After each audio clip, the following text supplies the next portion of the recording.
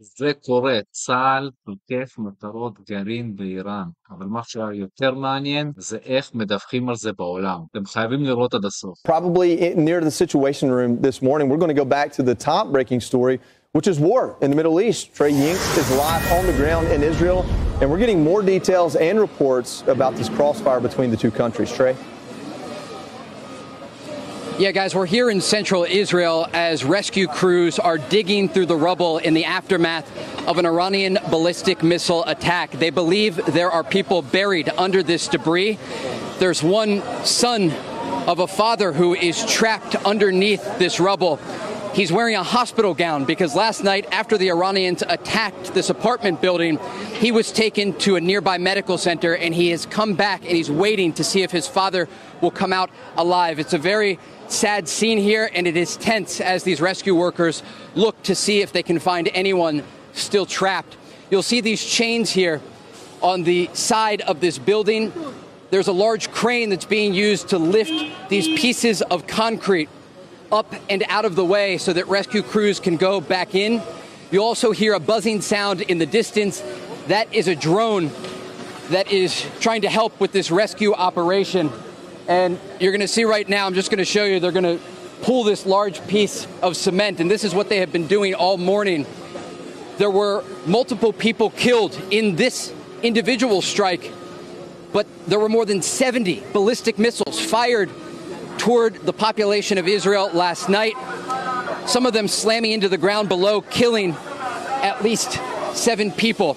I do now want to bring in a former IDF spokesman, Major Doron Spielman, to talk about what we know about this ongoing operation to target Iranian nuclear sites and also to target the top IRGC officials who are ordering these ballistic missile attacks. Doron, thank you for joining us. What should the American people know about what is happening here in Israel? Well, first of all, right behind me, Trey, this is the reason why we took out that surprise initiative, the preemptive strike against Iran. They've been saying for years, Trey, that this is what they're going to do. They're going to destroy and eliminate the Israeli people. This is with a non-nuclear warhead. This entire building coming down, people trapped beneath the rubble. Can we imagine if Iran was able to have a nuke? There's no army bases here. This is the middle of a neighborhood. There's a kindergarten across the street. This is what Israel had to stop. And for the United States that stands behind Israel, the same Iran that's threatening Israel threatens the United States. The United States right now has an option in front of them. They've helped us do this. However, the president has a choice to go down in history as protecting the United States from a nuclear Iran. That will decide what happens in the next few days. My last question has to do with what comes next. We are seeing waves and waves of Iranian ballistic missiles slamming into cities across Israel. Women and children were killed last night. Israeli leaders are here today as these rescue teams dig for survivors. What comes next? How does this end? This is the same front like the pilots that are striking Iran. We knew when we struck Iran, which is a historic opportunity, they would respond. The Israeli public has been prepared for this. They know that our aerial defense is not 100%. I can hear them out front saying, long live the state of Israel. This is the front line, and these families are truly heroes. We will do everything we can to stop this, but as a nation, this is an existential moment. We will stay strong until this is taken care of, but we can't do it alone. We hit the first shot. The United States is going to have to take the final blow against this to knock Iran out of the picture and allow a new region to rebuild. It's in our hands, Trey. The opportunity to have a world free of a nuclear Iran is up to the United States and Israel. Doron, thank you very much. Major Doron Spielman, a former IDF spokesman. But just to recap, guys, what we know here, behind me in central Israel, there are rescue teams digging through the debris. They're using these chains to try and lift concrete blocks off of the foundation of this building where they believe people are trapped under the rubble. We do expect more Iranian ballistic missiles to target Israel tonight as the Israeli air campaign against the regime in Tehran continues. Guys. So obviously we know that Israel is now striking back at Iran and specifically targeting some of those nuclear sites. Is that an indication that when they struck those nuclear sites the first time, that they did not actually get done what they wanted to get done? It is. And look, the two main nuclear sites that were hit, one is called Isfahan and the other is called Natanz. These are facilities that are used to enrich uranium, part of the component needed to create a nuclear weapon. But the Fordow nuclear facility has not yet been hit, and it is believed Many of the mechanisms created by the Iranian regime are held deep underground. And the conversation that we have heard from officials here, even before this round of conflict, this war that erupted between Israel and Iran began, is that the Fordow facility is the one that the Israelis may not have the munition they need to target. But the bottom line here is that this is going to escalate before it is complete. I spoke yesterday with a senior Israeli intelligence official who said the Israelis hope this could be over in a matter of days if they keep up the rate of this campaign. But given the fact that these Iranian ballistic missiles are still raining down on Israeli cities, we were here last night, you could hear the explosions echoing throughout this major population center. This is an indication that the Israelis are going to ramp up their strikes against the regime in Tehran. And just today, Israel's defense minister, Israel Katz, saying that every single military target in the Iranian capital is on the table. Guys, Trey, on that topic, is it your sense that the rate of strikes from Israel and the targets they're hitting is a plan they created before the first strike? Or is there any of this that looks like an immediate response to, well, you've killed more of our civilians than you should have, we're going to hit you here now? The escalation, if you want to call it that, the progression of of what they're targeting, does it seem like it's according to plan? According to officials that we talked to, things are going better than planned for the Israeli army.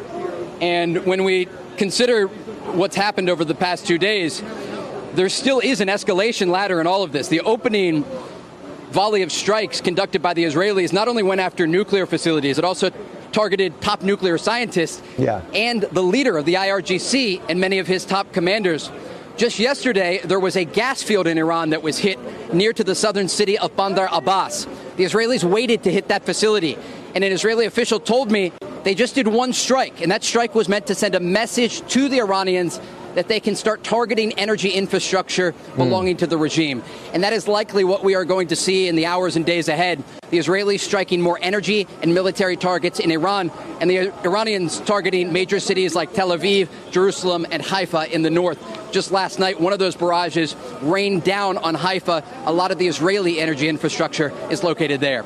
Trey, you spoke and guys, about... if I can just stay with you here for a moment, I want to just show you, because these crews, now that they moved this large block, they are now digging once again, trying to get to some of the people that are trapped under the rubble.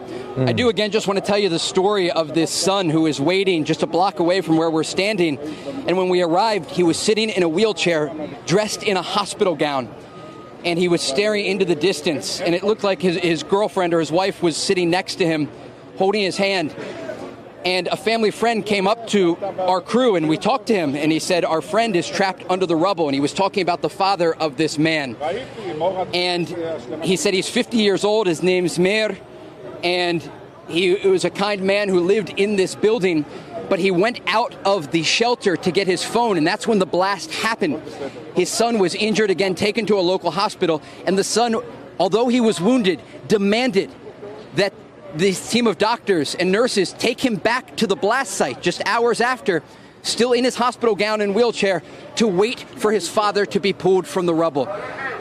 This gives you a sense of the Israeli people, and I think also the feeling here. The Israelis understand these are going to be difficult days ahead, but they're not giving up, and they're not giving up hope. And again, at this moment, as we are talking to you here, they truly are hoping for a miracle. They're hoping that Meir, that father, is pulled from the debris behind me.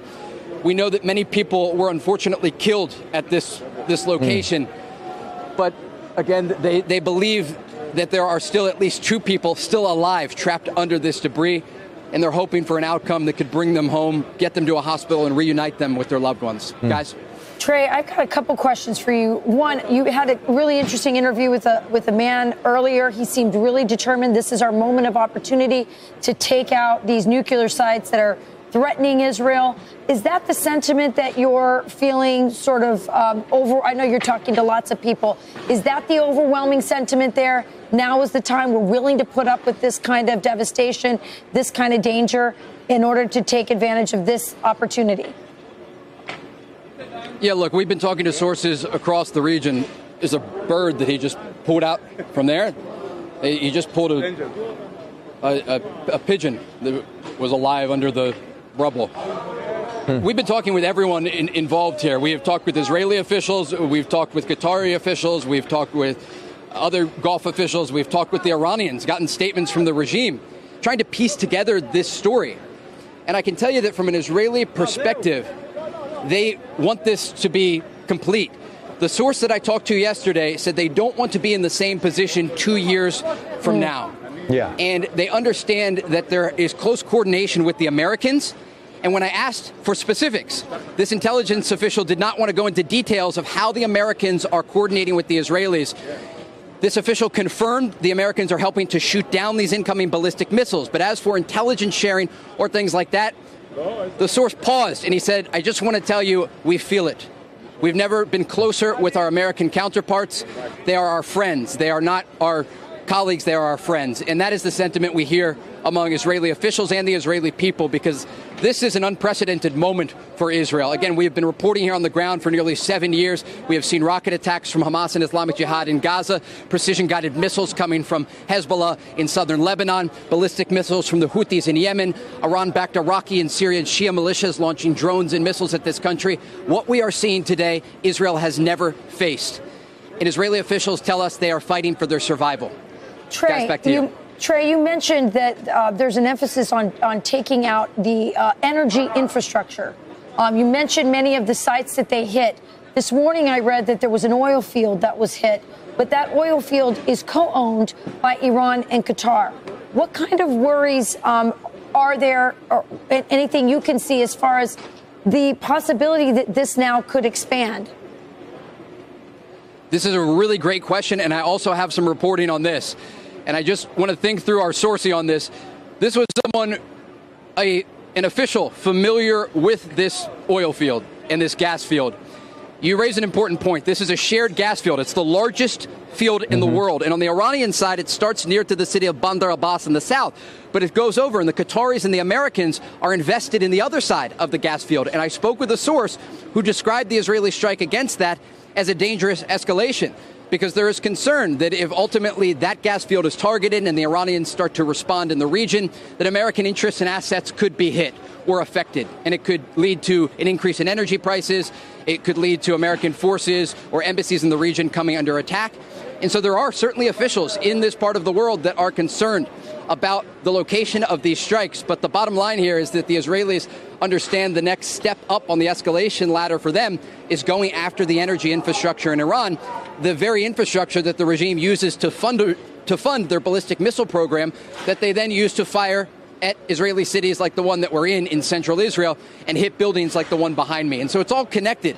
And the region is watching very closely to see what comes next. The question here is, will there be a point that the Iranians throw in the towel and say, look, they're not going to win because the Israelis have that American support. And if it continues to be this bad, the Israelis are going to continue looking to the United States for help. We don't know what comes next. All we know is that according to Israeli officials, this country is bracing for days of intense ballistic missile barrages. We have seen 6 barrages so far, more than 200 missiles streaming through the skies of this country. Last night, as they were targeting the northern city of Haifa, we stood on a balcony and we could see as they were slipping past missile defense systems, others being intercepted in the skies above.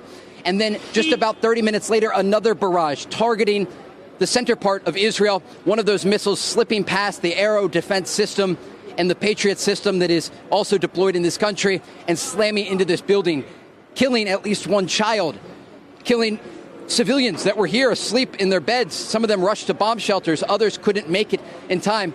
And the aftermath, guys, you see is behind me as these crews are picking up brick by brick, debris by debris, concrete block by concrete block, hoping for a miracle here in the center part of Israel, understanding that there still could be survivors.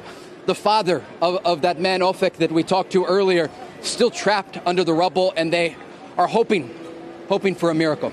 Guys, back to you. Trey, I want to go back real quick. You said you were speaking to an official, and I don't want to put words in your mouth, so I'm going to try to remember them precisely. Said, we feel it. We're closer with Americans than we've ever been.